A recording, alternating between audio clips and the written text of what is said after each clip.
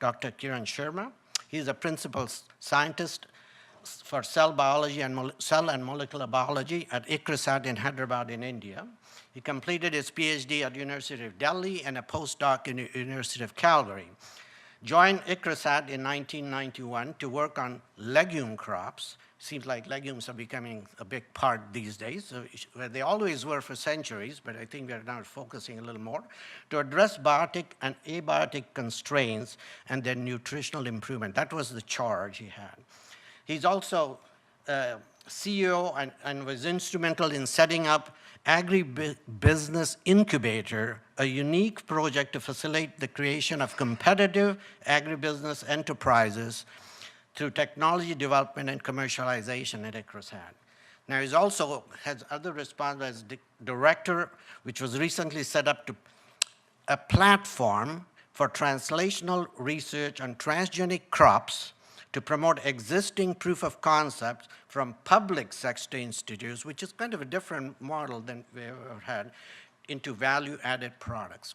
He's also on the Science Advisory Committee of GIFS, so he's participating in the program and setting up the program. And his topic today is discovery of research to translation in grain legumes towards nutritional security in semi-arid tropics. So, Kiran.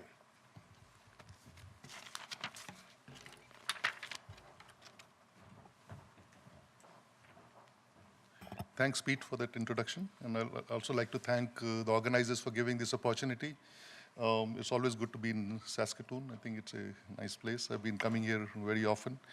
The topic I've selected today is more on the translational part, actually. I think all of us are doing great science. You know, we've been seeing last two or 3 days, you know, all the discovery research that's going on with great potential in the science. But where do we go, actually, you know, from proof of concept? Especially, I'll be more focusing on the public sector context, because that's where the problems are in taking some of the proof of concepts. I'd also like to acknowledge the presence of Dr. Pooja Bhatnagar, who is the co-author on this presentation. She's a colleague at ICRISAT, so she'll be available for discussions later on. ICRISAT, it's a non-profit research organization based in Hyderabad, and it was established as part of the CGI consortium, which has 15 such research organizations spread across globally. And ICRISAT was established in 1972. And budgets have been, you know, variable depending on the global situation. Sometimes they go up, sometimes they come down. And right now we're going through another crisis. As I said, it's a member of the CGI consortium, which has 15 research organizations, and is mandated with 6 crops, sorghum and pearl millet, 2 of the cereal crops. Also recently added is a finger millet, which is highly nutritious crop. And then we work on 3 legumes, pigeon pea, chickpea, and groundnut. And these are the important crops of the semi-arid tropics where nothing else grows. And we claim that these are already climate change ready crops. You know, they can sustain very well under dryland agriculture. In fact, when everything else dies, we still have pearl millet growing and actually producing yield. So a lot of lessons to be learned from pearl millet. The vision of ICRISAT is a prosperous, food secure, and resilient dryland tropics. And the mission is to reduce poverty, hunger, malnutrition, and also environmental degradations in the dryland tropics. So this is ICRISAT's why. We believe all people have right to nutritious food and better livelihoods, so we keep reiterating that to ourselves. And we work through alleviating poverty, reducing hunger, prevent environmental degradation, a lot of natural resource management work going on, and also reducing malnourishment in these areas. So these are the main mandate crops. 3 legumes, very important in most of the dryland agriculture, especially in the semi-arid tropics, and as I said, pearl millet and sorghum. There are several challenges in agriculture, especially there's the biggest threat with all these climate change happening, biodiversity crisis, diversification, desertification, energy crisis. So we need to, there's a need for increased efficient agriculture to provide sufficient food for the growing population next 50 years. I think we saw a lot of examples yesterday especially. So we need to find solutions for important constraints to crop productivity, also develop new technologies that can raise the yield in low potential areas, especially we're talking of sub-Saharan Africa, and create opportunities for diversification in agricultural value chains. So idea is how do you link the farmers to the markets, basically. So modern biotechnology has a great potential to provide new ideas and techniques to complement agricultural research. So this just to show that conventional plant breeding will always remain the backbone of any crop improvement. We're not compromising there. It's not that biotechnology is going to take over conventional plant breeding, but then there are different add-on opportunities we can have. Molecular markers are a great source, especially when the variability is available in your germplasm. You can exploit that. And idea of showing this slide was also that we're not doing genetic engineering for everything. It's a need-based science. Wherever markers or you cannot bring genes from wild species, you can use genetic transformation. Because it's expensive technology, it takes a long time, and as we have already seen, it's compounded with many problems, including the regulatory aspects. So it's not something you like to do all the time. It's always need-based, and I'll give you some examples why ICRISAT is doing genetic engineering research in some. You already saw a presentation yesterday from ICRISAT on chickpea genomics, where a lot of genomic resources are being developed. But again, as I said, it's a long process, right? Starting from basic tissue culture, ability to be able to introduce, and legumes are notorious, I think, although we have very good systems, but still it's not very easy to transform legumes. You need good genes, either you discover or you collaborate with people who have genes. A lot of effort goes into characterization, and eventually field evaluation is a major bottleneck. So this is what is involved in producing transgenics. We just say GMOs and genetic engineering. It sounds very easy, but this is all what is involved in this, the value chain, starting from trade generation to field testing, and finally the commercialization. I think people who are involved in commercialization, they'll realize how many challenges are there in commercializing, especially the transgenic crops. Most of us can do a great job with this part here. I think it's all lab-based work. Things get a little bit complicated when you have to evaluate under greenhouse. Many of the labs in the developing countries don't even have containment greenhouse facilities. So things start stopping there. And finally, contained field testing, especially the regulatory, has to be available. And as I said, finally, release integration into new varieties and commercialization. That I don't think we have really done that even now after so many years in the public sector. There are very few examples which are available. So this just to recap on what's happening with this technology. I think we always keep seeing this one, but it's good to know that the technology has tremendous potential.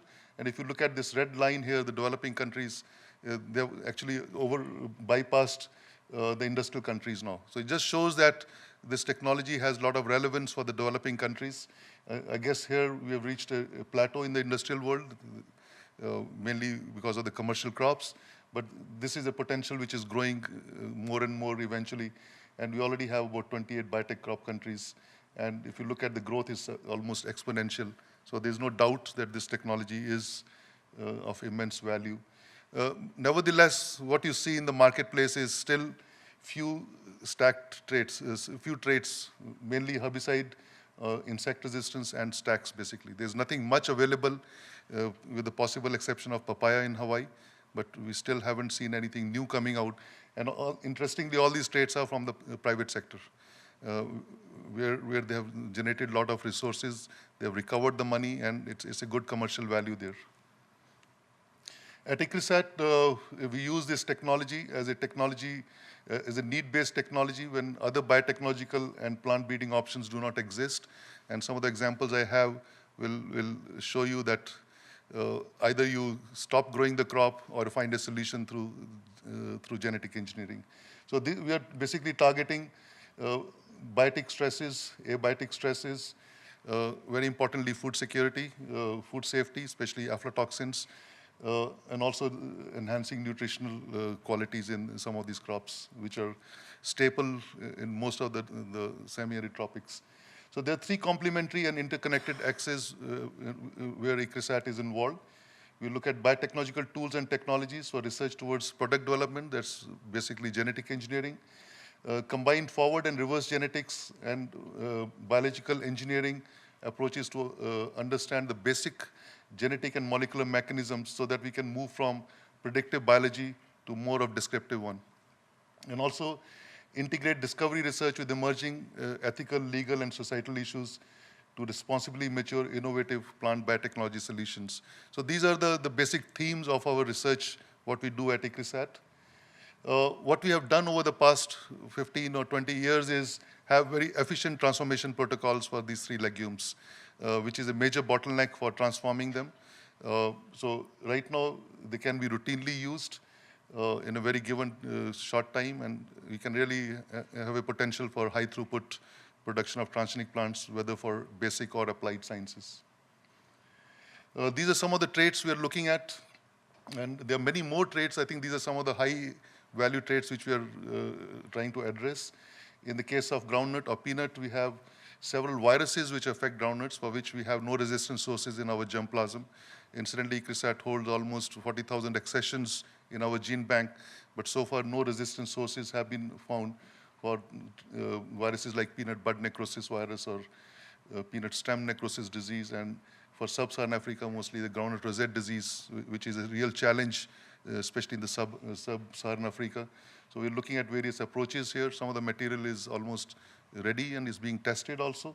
One of the major problems in peanut is aflatoxin, for which we have no solutions yet, mainly because of the lack of available germplasm resources as well as good screening methodologies. So we're targeting various approaches, either stacked genes so that can we target various components of this disease. Also the drought tolerance, although groundnut, for example, is very tolerant, it can sustain very low water availability, but still it does not produce anything. So idea is, how can you make groundnut resistant or tolerant to especially the intermittent drought, which usually happens in the semi-arid tropics under suboptimal rainfall conditions. And then we're also looking at biofortification, considering groundnut is such a nutritious crop, but has zero beta carotene. So a potential of this is something even more than golden rice, because peanut has 50% oil sitting in it. So the bioavailability is expected to be much higher. In the case of pigeon pea and chickpea, insect is number one problem. I think if we can solve this issue here, I think TJ can vouch for it.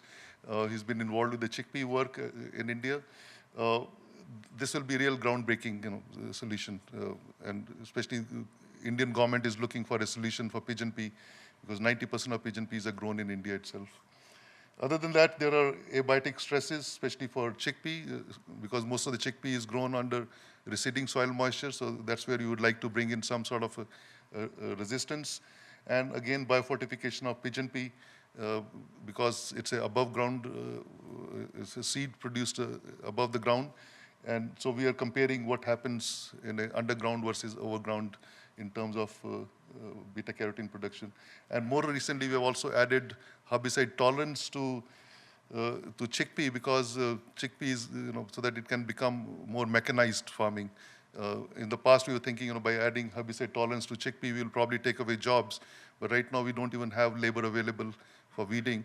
And also, breeders are actively involved in introducing machine harvestable varieties and with better plant architecture. So in terms of insect resistance, we have, I think, done a lot of work in terms of how to screen these, because the major problem with this insect pest is the screening. So after spending a lot of time with screening with the leaf biases, which normally the insect does not eat in the field, we realized we should be actually doing pod biases. This is a little bit compromise on the seed, but this also gives you opportunity to select based on a single seed descent. So whatever survives, you can take it to the next generation. And through that, we have actually made considerable progress in this area. And again, in chickpea, the main problem here is, how do you do the biases? How do you do the phenotyping of this material, especially in a restricted stage? So this is some of the results we have with the pigeon pea now, where material is ready for field testing. In terms of larval mortality, we have gone up to T5 generation and found lines which have high larval mortality, almost up to 80 to 90%. There's also reduced pod damage we observe in some of the events we have selected over the generations. And these are the larval weight, especially the survival ones. Others either might be eaten up because of no choice to, so normally we do a single larva insect biases. So this is the current status with the pigeon pea, and we're hoping in next 3 to 4 years, this material should be moving out towards biosafety field trials. We have over 150 events right now. These have been analyzed. There's considerable reduction in larval weights and survival, which have been observed, both in detached leaf assays and flower twig biases. In pod biases, we've seen mortalities up to 95%. So I think this material is really very well characterized right now. And some of these promising events are being advanced for further generations through embryo rescue. In terms of abiotic stresses, drought, I think we are using a transcription factor approach. We didn't know what exactly would be the best strategy. So in the past, we were using single genes, but now we've gone to the transcription factor. This is a DREB driven by a stress-inducible promoter. And this is what happens if you use a constitutive promoter in the case of stress, abiotic stress genes. It has a severe penalty, so it's best to use a stress-inducible promoter so that the plant is not compromised. So this was some of the work we did. The idea was, what do we look for surrogates? How do you characterize drought? Because drought means different things to different people. To a plant biologist, if a plant survives more than 10, 15 days without watering, I think we are very happy about it. But if you look at the breeder or agronomist, you'd like to see the yield. So we actually zeroed in on, with help from our physiologist, Vincent Vades, we're looking at transpiration efficiency and the fraction of transpirable soil water. So this is how we screen the material, and this is what the FTSW values look like. This happens, what happens to the stress-inducible, to the control plants where there's no point of return, but our DREB plants get a little bit more extra advantage in this one. What we also found that there is a heavy variation in the TE in the peanut, especially when you're comparing our DREB transgenics with recombinant inbred lines. So that's again a very good resource, especially for gene mining or looking at what is getting induced. And this was the phenotyping which we did under lysimetric conditions, which mimic very closely with the soil moisture. And also here you can control your stress very effectively. You can actually quantify how much stress you're giving to the plants so that eventually it can be compared to the field conditions. And then we have also done a field trial. And what we did here was, from the large number of events which we had, we didn't know which is going to the best, especially it's a transcription factor. So we picked up different events from different groups here based on their FTSW values. So this is what it showed in our field trials eventually, where we had 2 of these events actually.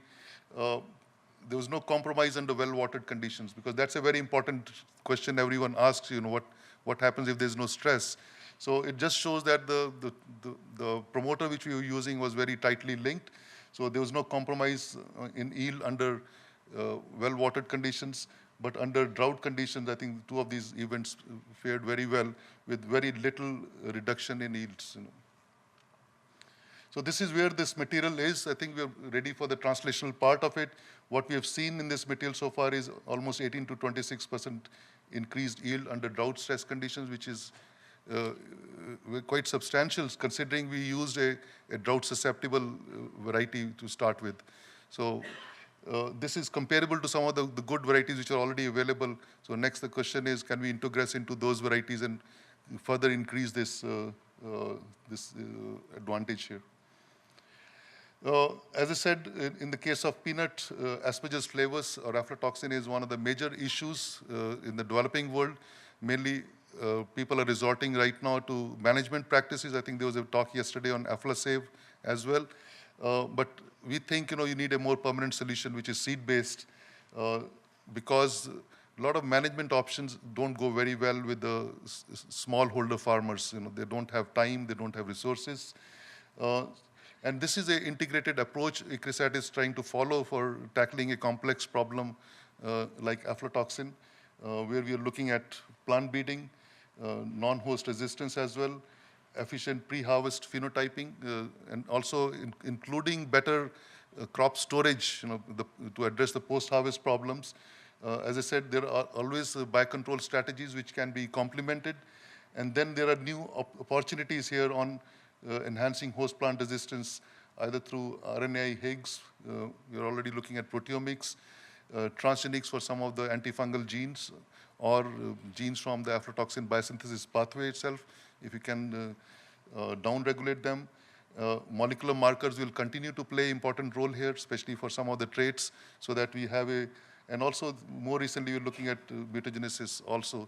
So we need to have this is a good example where you need all types of sciences, coming together to address this, to get a field level assessment or field level resistance to this important trait. So this is some of the work we had done earlier with the chitinase gene, which is a hydrolase. Idea was can we stop the growth of fungus itself at the first step. The second stage is colonization, infection, colonization, and finally the aflatoxin production. So there are 3 steps which need to be targeted here to be able to have aflatoxin-free peanuts, actually. Because you cannot say, our plant's material has 80% reduced aflatoxin. Even 20% can be pretty damaging.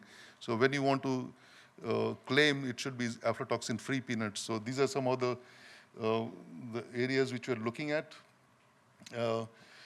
We have tried some of these lipoxygenase genes also, which are part of the oxylapin pathway, and try to see if you can reduce, especially using the 9S and overexpression of 9S and reduction in the 13S LOX. And this is some of the initial response we have seen. Some of the material actually showing low aflatoxin pre-harvest infections. Again, as I said, the screening is very important, because in field you don't get a absolute disease.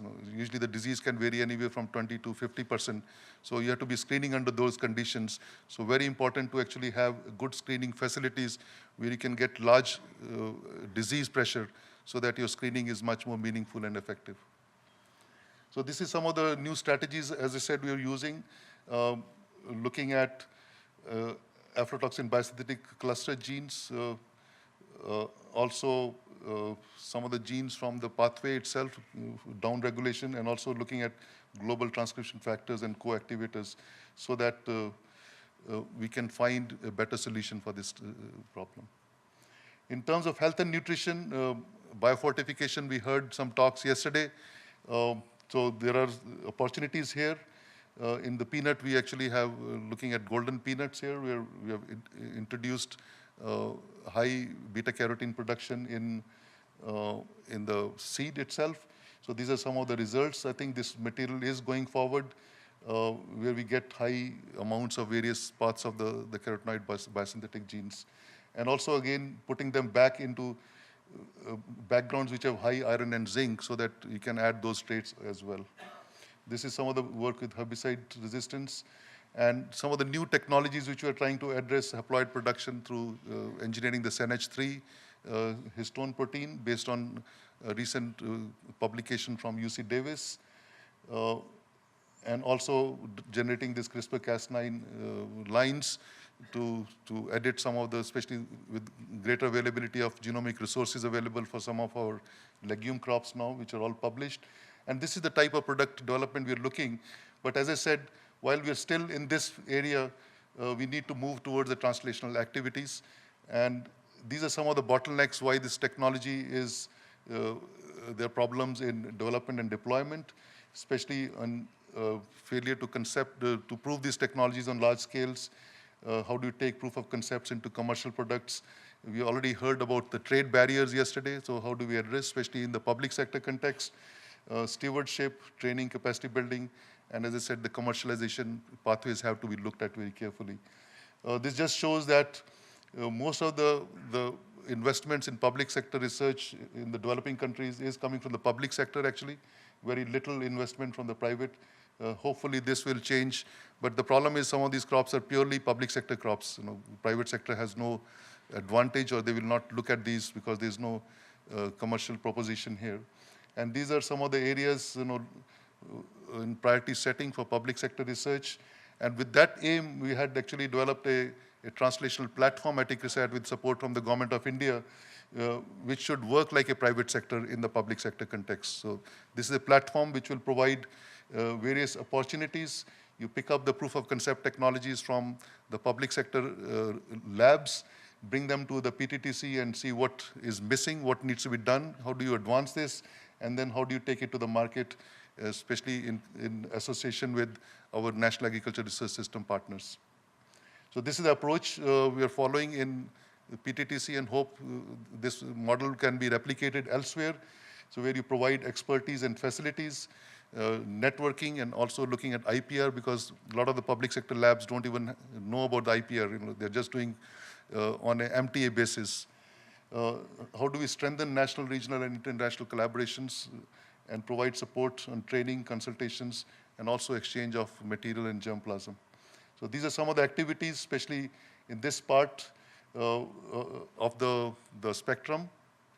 And we also developed about 50,000 square foot of space which our national partners can come and use, greenhouses or labs, because those are limiting factors which they can come and use. And also we have provided containment greenhouses as well as field facilities which can be used on a need basis.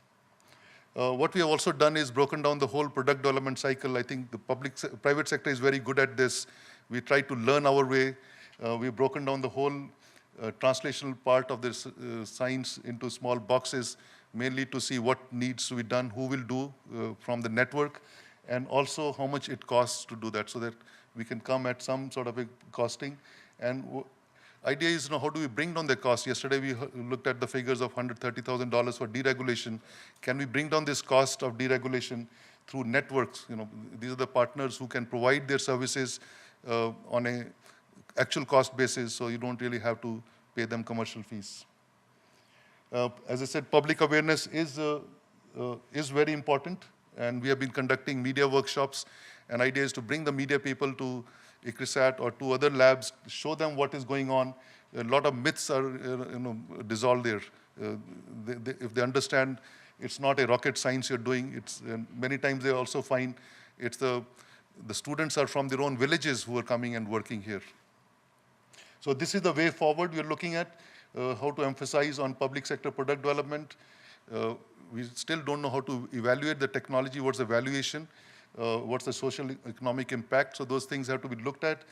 Awareness on commercialization process itself. I think a lot of the scientists in the public sector don't know what is involved in commercialization.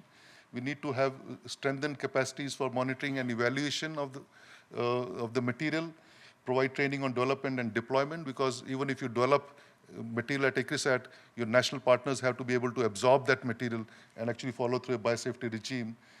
Increase communication and awareness, and develop new public-private and or public-public linkages to take this material forward. And this just shows the stewardship in the public sector is very important. So who is responsible for what? I think that needs to be clarified upfront. So in conclusion, I think biotechnology is a valuable tool in eliminating global hunger, poverty, and malnutrition. It's a strategic weapon in winning the next green revolution, but we need to have due regard to consumer and environmental safety so that people are comfortable with the technology. I'd like to thank some of the donors of this work, especially the donors to the CGR system itself, who have greatly helped in this work. The Department of Biotechnology, Government of India, providing funds for setting up this translational platform, and also the Indian Council of Agricultural Research, besides many partners in Africa. So I'll stop here and happy to answer any question. Thank you very much.